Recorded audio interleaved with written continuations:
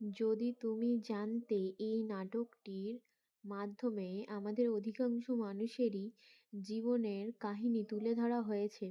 আমাদের সাংসারিক জীবন, আব্বু-আম্মুর প্রতি আমাদের কর্তব্য, এইগুলোই আমরা এই নাটকটিতে সুন্দরভাবে ফুটে উঠতে দেখব।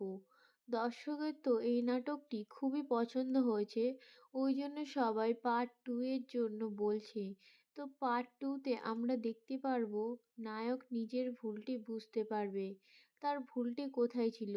সে চাইতো স্বাধীনভাবে একটা জীবনযাপন করতে, কিন্তু তার আব্বু চাইতো যে সে সরকারি চাকরি করুক এবং সে তার অনুমতি নিয়ে তার পছন্দের মেয়ের সাথে নিকাহ করুক।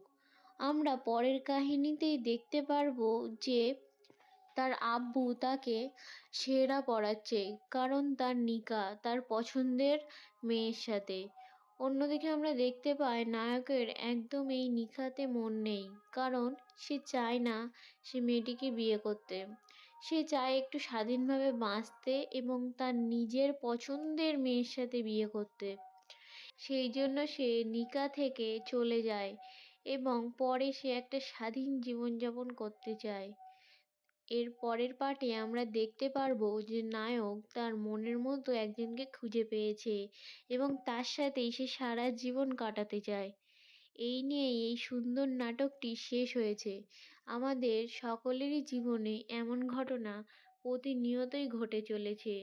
খুব সুন্দর একটি নাটক, যেটি দর্শকদের খুবই পছন্দ হয়েছে।